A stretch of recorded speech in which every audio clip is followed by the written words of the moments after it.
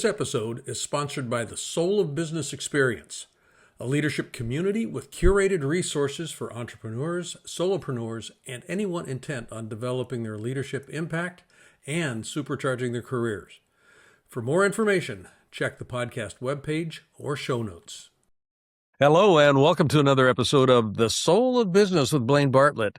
And folks, I've got a treat for you today. And I mean that in a very deliberate and sincere way. I first came across what we're going to be talking about topically today in the late 1970s, mid to late 1970s, when I was really beginning to do a lot of leadership development work myself with the clients with whom we were working. And this goes back to some time that I was spending in Japan. I'd lived in Japan for about 5 years, and we were doing a lot of organizational development work, and the leadership question kept coming up. And so I started to legitimately, for me, exploring a lot of different models, a lot of different literature, what's out there that we could bring to the table, and then actually we begin to work with our clients in a way that made a difference for them. And these were, we were working with most of the large multinationals that were working in Asia at the time. And we ended up becoming, at that point in time, the largest leadership consultancy, organizational human resource consultancy in Asia for a period of time. So, we had access to a lot of people and we had access to a lot of resources. So I'm mentioning that as just kind of background because fast forward a bit after I founded my own company in 87. I had kind of forgotten some of the stuff that I was working with, and I was doing a lot of work with Nokia at that point in time. And, we developed a leadership program for Nokia that I ran for about 12 years within the Nokia organization as an external consultant. They they put our contract out for bid one time, and the Center for Creative Leadership, or the Center for Leadership, kind of bid on the program, and we went up against, and it was a deja vu all over again, and this blast from the past, situational leadership, the model that I had first stumbled upon back in the late 70s, and it was like, oh my God, and I'd forgotten a lot of the stuff about that model, and it was such a solid model that it just almost became background for me in a sense of everything that I do from a leadership perspective is situationally organized. It's situationally positioned, and it's all relational. Everything has a relational dynamic to it. And so I opened my book up again, and then the book that I opened up was Management of Organizational Behavior, which was actually the textbook, if you will, of the study that spawned what became known as situational leadership. So with that as kind of a preamble, my two guests today are some of the most fascinating people you're going to meet. And they are, if you go back to the beginning of this model, the source material, Sam Shriver has been in this organization, the Center for Leadership Studies, CLS, Center for Leadership Studies. It was founded by Paul Hersey, who was the original author, along with Ken Blanchard, of the situational leadership model. So Sam's been working with this material for 45 plus years. He's he's a walking, talking encyclopedia of just kind of the source material, but also the application material. Susie Bishop is taking this material into basically into new generational domains with new generational leaders that are coming in, finding new ways to position it and to actually articulate what it's about. And as the executive vice president, you're the vice president, Susie. Yeah, the vice president. Not yet.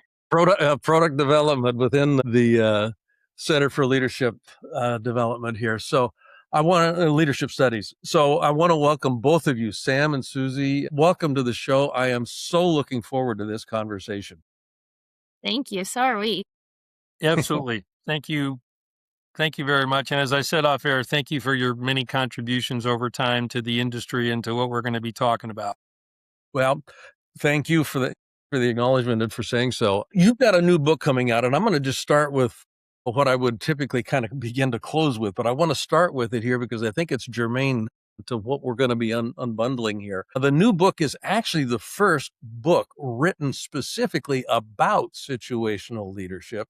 The title of it is Situational Leadership. And I'd like to know, after 50 years, literally 50 years, what was the catalyst for saying, let's put this down into book form? I know the management of organizational behavior was kind of the founding font, if you will, but the two of you co-wrote this book. And what was the intent and what was the felt need that you had identified? And I'll just kind of throw that out and see which one Yeah. of you picked it up. It's funny, we just got back from a conference where we got to hold our own book for the first time, and for years going to that conference, everyone shows up at the booth and they're like, "Where's the book?" So I think we're one of the few organizations in the training space that don't start with the book and then build the training programs off of it due to our success. We've been training for over 50 years, and there really was this moment during the pandemic that our organization went through a ton of innovation, studying trends, making sure we're representing the modern workforce, that after updating our curriculum really felt like there was this moment. And of course, I'm speaking from the product development lens, but there's this moment of, now that we've made these updates, it's time to represent ourselves through this published work. So kind of all of our updated studies, stories representative of today's workforce kind of comes to life in this book. But Sam, would love to hear your perspective as well. Yeah, no, I think, Blaine, this is a podcast, right? So yeah, Yes. I get to name drop, right? So You get the that's name what I drop. think you do on these Absolutely. things. I do it all the I time. remember a few years ago, I was with Marshall Goldsmith, and he said to me, he goes, you know, you have the enviable opportunity to introduce situational leadership to entirely new generations of leaders.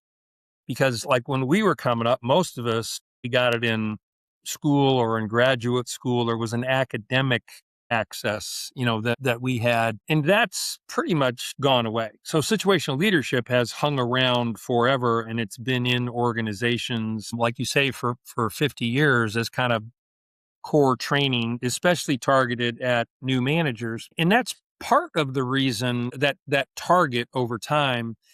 I mean, if you take a look at how different things are today than they were back in the 1980s, I mean, a great question is, how could a model that was relevant back in the 1980s possibly, be relevant today? And I would suggest, with bias duly noted, I think it's never been more relevant because there's never been more change. Without change, people would care a whole lot less about leadership. But I think situational leadership is just fundamental knowledge for anybody that's in a leadership role. And that's the thing that I think is significant about us writing this book, and kind of the messages we're trying to get across is that, you know, leaders are everywhere in an organization, right? It's tough not to think about it as a top-down, hierarchically driven thing, but more and more organizations are flattening. There's a peer aspect, and has been for quite some time, to, influence and leadership. And there's also much more of an upward influence focus. So with our definition of, leadership as an attempt to influence, and we also extend that by saying it's a multi-directional dynamic, that's the biggest thing that we were trying to get across, in my mind, to this new generation of leaders. This isn't old school stuff that doesn't apply anymore. This is foundational, timeless skills associated with influencing other people. So that, to me, is my, vantage point on it. Well, and you honestly, Sam, you touch on something that I think has stuck with me since I first stumbled across situational leadership all those years ago. And it had to do with the focus on influence rather than command and control. That and the definition that we work with in my work is, leadership is the activity of influencing in order to co-create coordinated movement in pursuit of a worthy ideal. So that influencing component is right on the front end of everything that we do. I can't not influence, but most people are not aware of the impact of their influencing body. And I'll talk literally body. Yeah. I'm an energetic body. I walk into a room and I can't not cause movement. Yeah, because that's what leaders do. They cause movement. For those listeners that are not particularly familiar with situational leadership, what would be the classic definition that began the work? And then I'm going to pass this, specifically to you, Susie. How are you actually codifying it a little bit, if at all, differently for a different generation? Is there a difference in the way that it's actually being positioned? So first of all, situational leadership, what is it? And then how is it being positioned today? Yeah, Sam, do you want to give the overview of what it is? And then I'll speak to kind of influence and how our lens has changed for today's workforce and next generation. Yeah, I just think like the elevator speech, at least that I provide people, on situational leadership, what is it? Well, it's a model that basically, if you were looking for two words to describe it, they would be, it depends. The age old search for what's the best leadership style. Well, like, tell me, tell me who you're dealing with. Tell me what you're doing. So the best style depends. And the other thing that we've learned over time is that every style works and every style doesn't. Empowerment is great unless it's perceived as abdication. Providing direction to somebody is great unless it's perceived as micromanagement. So the thing that situational leadership to me has always done, it's a timing mechanism. It tells you when to do what. So you've got these three styles, and three basic styles: empowerment, participation, and direction. When should you be doing each one?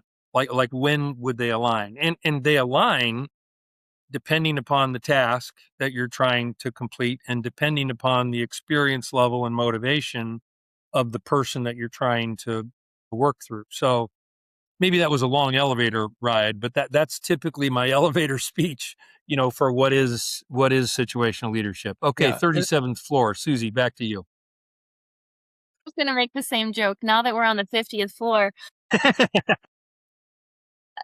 think it's most important when it comes to leadership. It's like we all have heroes, we all have people that we look up to, and this recognition that one, you are a leader.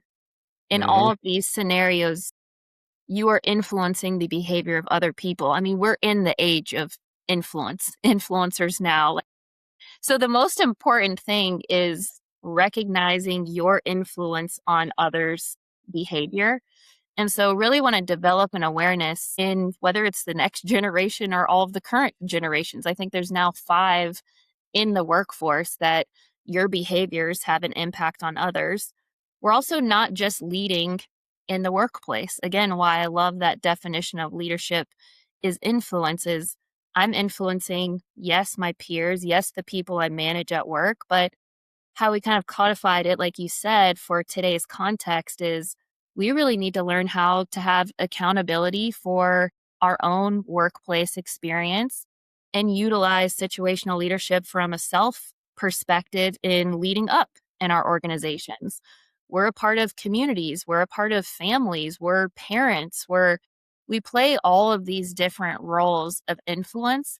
So I think we try to take a broader lens in how we talk about situational leadership and influence, not only in our curriculum at the Center for Leadership Studies, but in the book.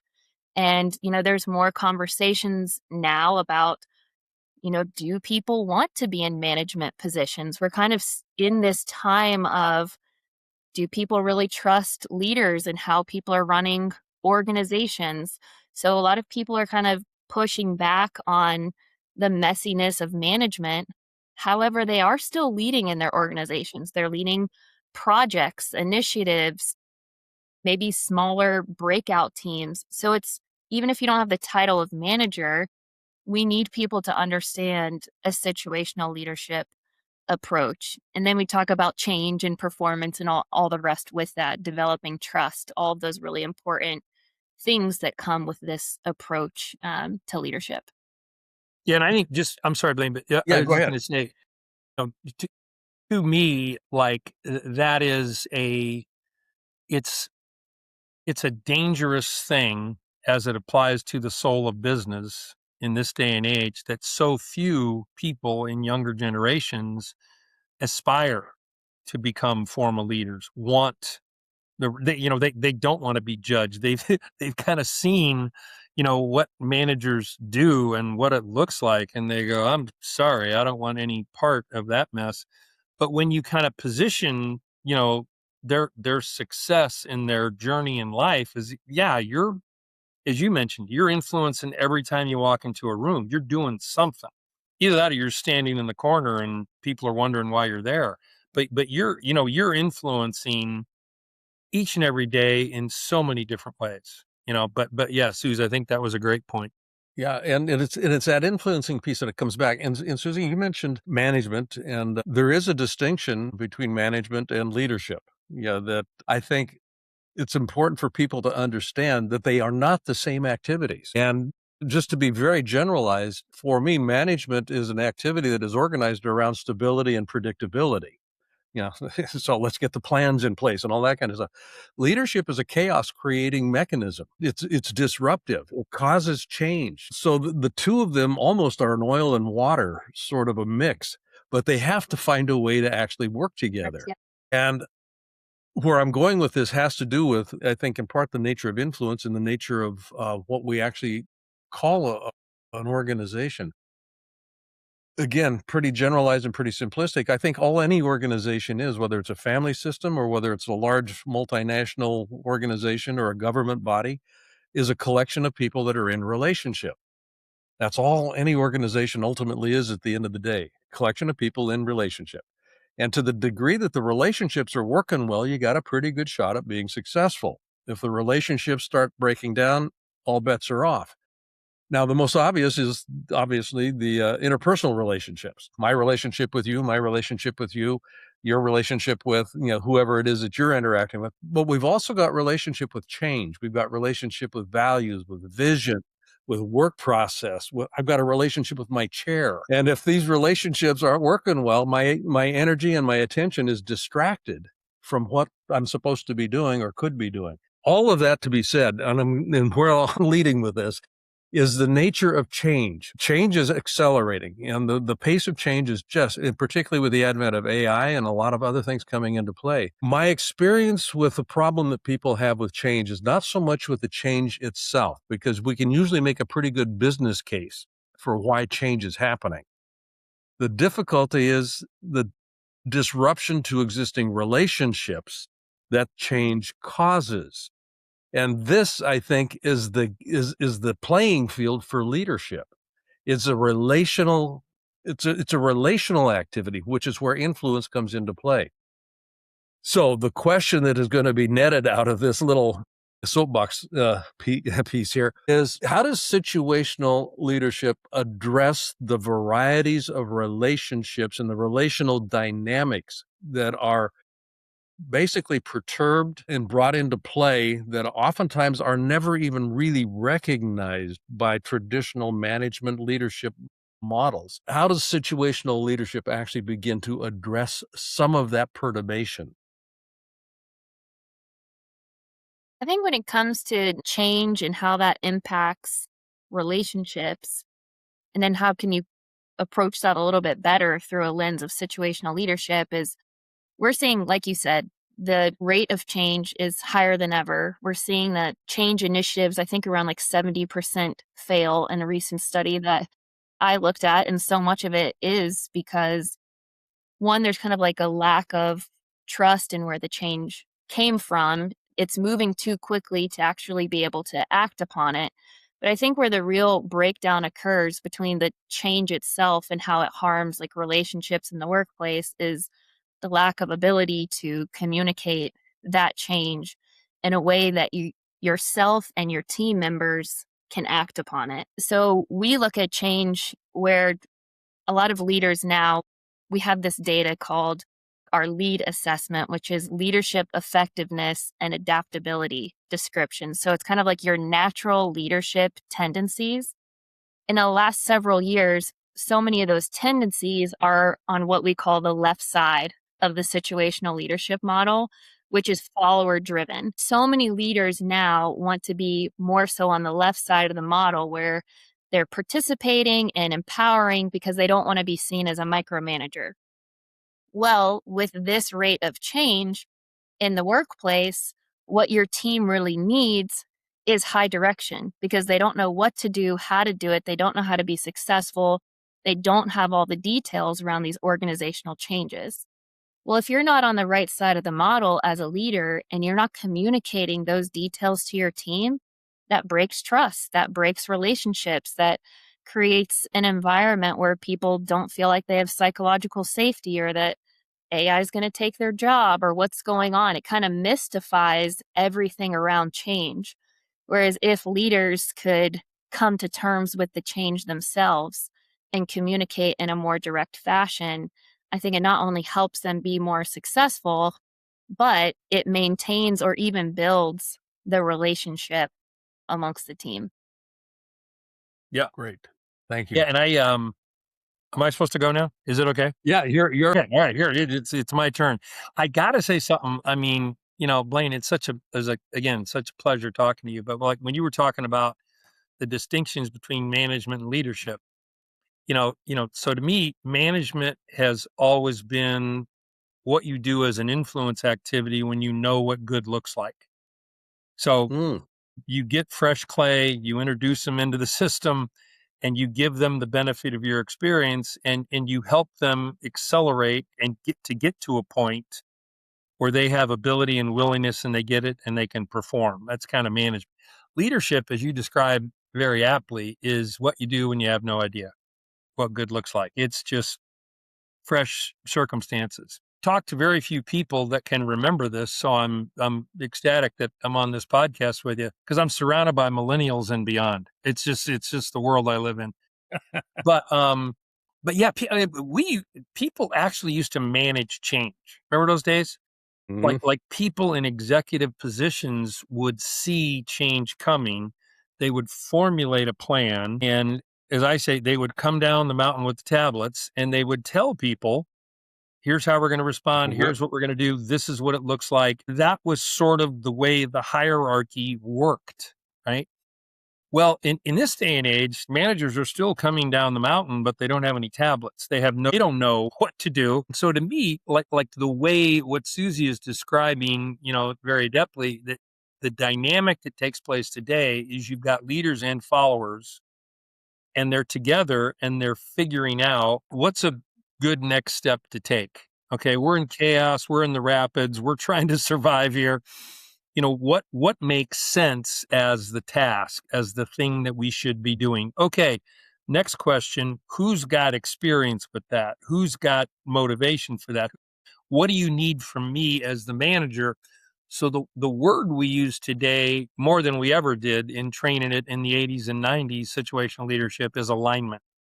It's really not about the leader, coming down, the leader identifying the task and assessing readiness and adjusting their style. That still happens on occasion, very traditionally. But for the most part now, it is leaders and followers aligning around what they should do, leaders and followers almost at the same time aligning around the readiness level of the follower to perform the task, and then the leader getting the follower what they need to be able to be successful. So when I said before, it's like situational leadership is probably more relevant now than it ever has been. It's Mhm. because of change. It's because the rapid nature, ongoing, never ending, aspect of that change introduces. And the points that Susie are mentioning are critical.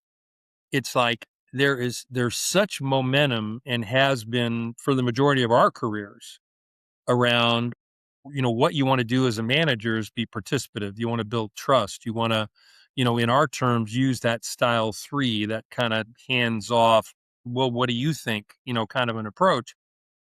And to me, because of the onslaught of what Susie described, you have a lot of people in individual contributor positions and above saying, look, okay, I don't know. Would somebody simply tell me what to do? What's the next step?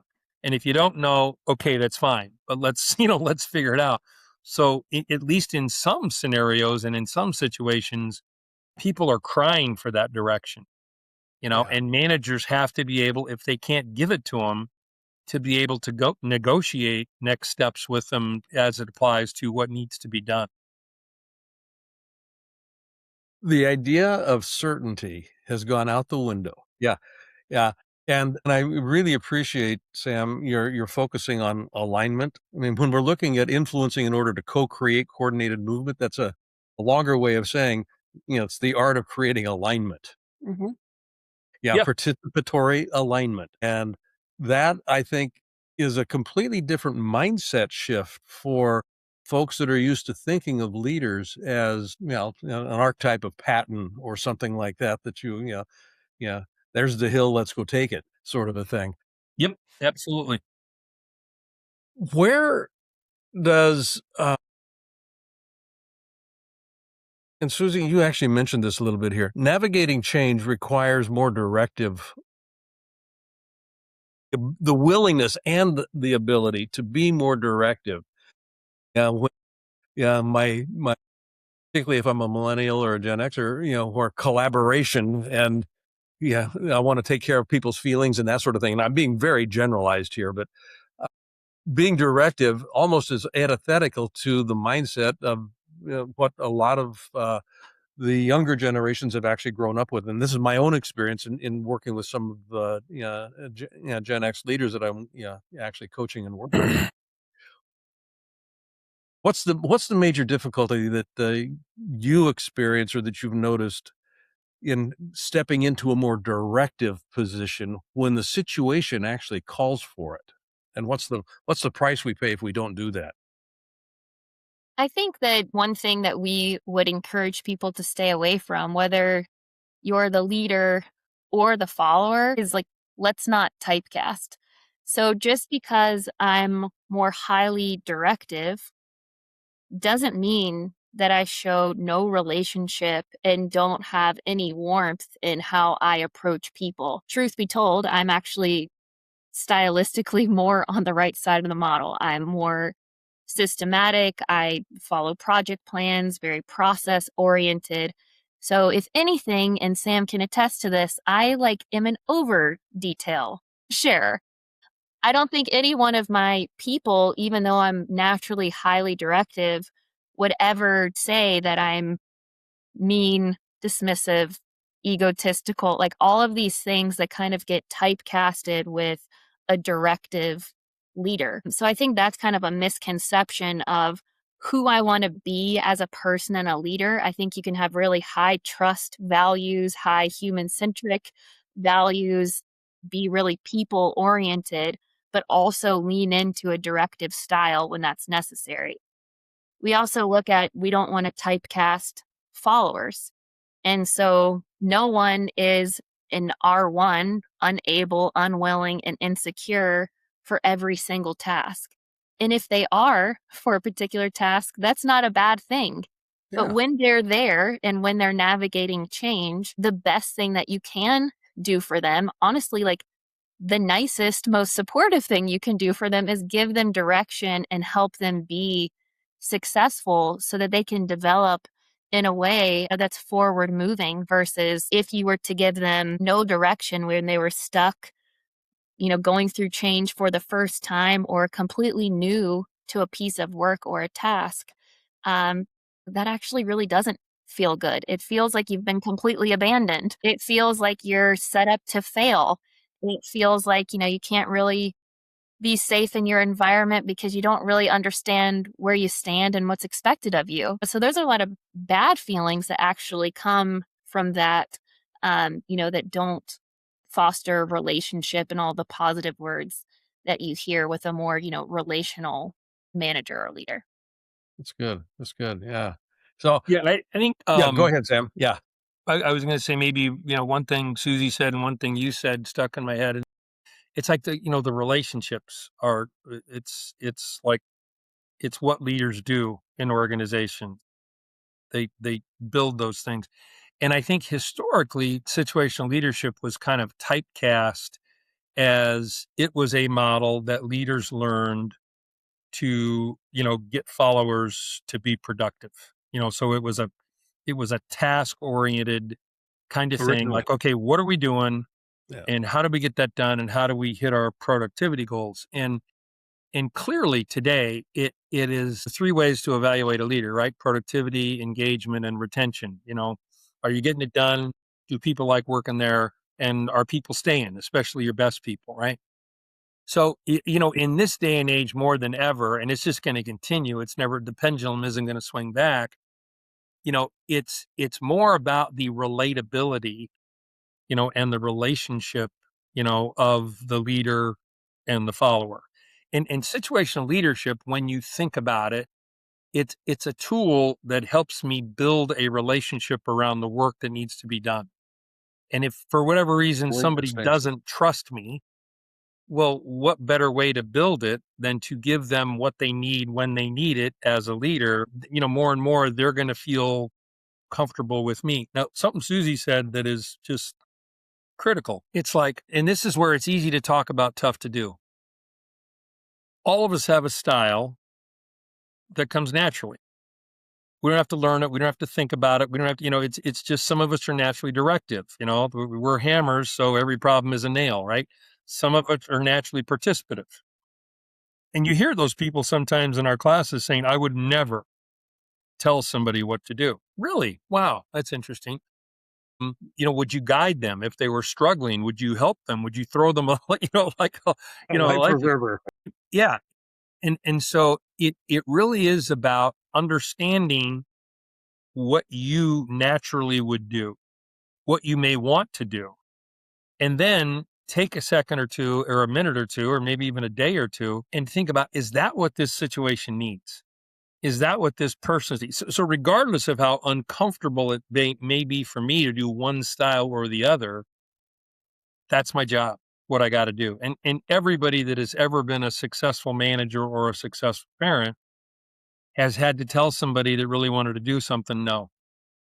Has had to, has had to say, like administer some consequences or whatever it happens to be. So I think those things are critical and things that we spend a lot of time on in the book.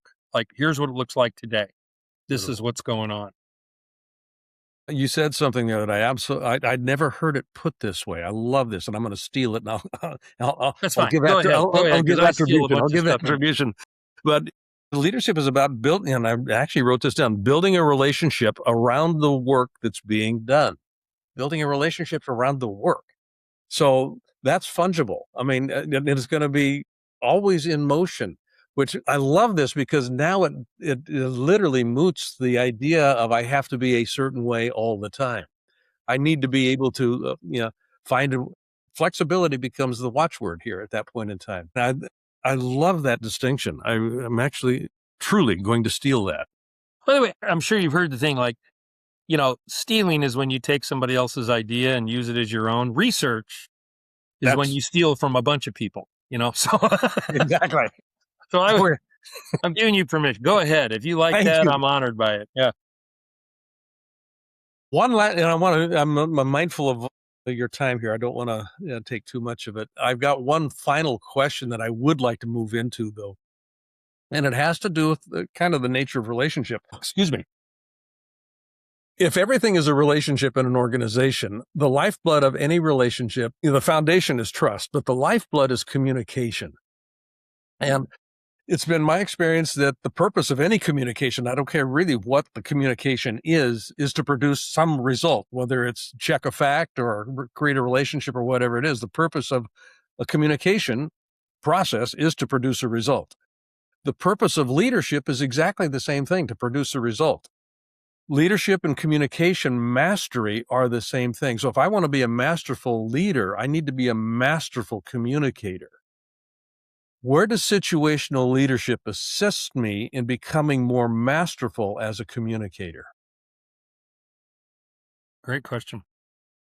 I think in situational leadership, you are using diagnostic skills to understand the situation. I think the deeper understanding you have of the situation, the work that needs to be done, but also where the individual is for that work, the more effective you're going to be in communication. I feel like situational leadership is a tool, it's a vehicle to be more successful in your communication attempts, which ultimately is your influence and impact on the individual. Influence and impact. Perfect.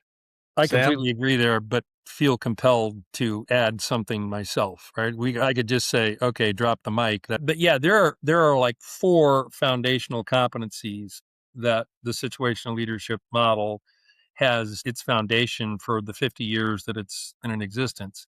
And one, as Susie mentioned, is diagnostic skills. Like, leaders are thoughtful people. They think before they do. They're not just impulsive. They just don't go with their gut. They run it through, a couple of sifters before they actually take action and do things.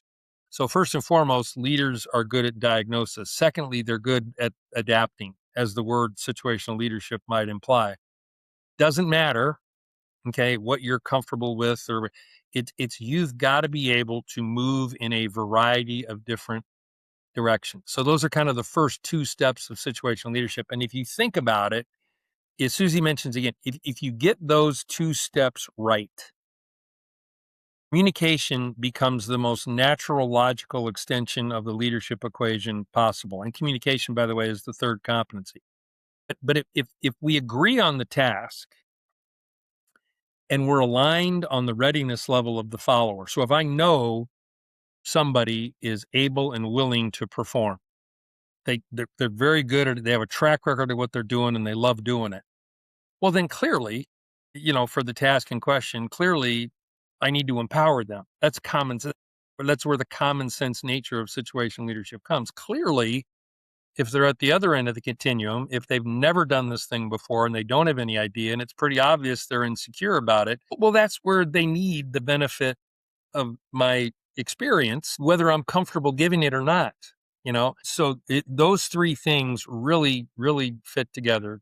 Diagnose, adapt, communicate, and then our fourth competency, is about movement. It's about advancing. It's like managers and leaders in organizations. They add value by accelerating the development of the people that are learning and stopping the regression of people that are moving after they've learned it, moving backwards. So it's about those four things that underlie, and leadership and communication are joined at the hip for a reason. Yeah, perfect. Folks, I'm going to have to bring this to a close. I can continue this conversation for another 14 hours. Us too.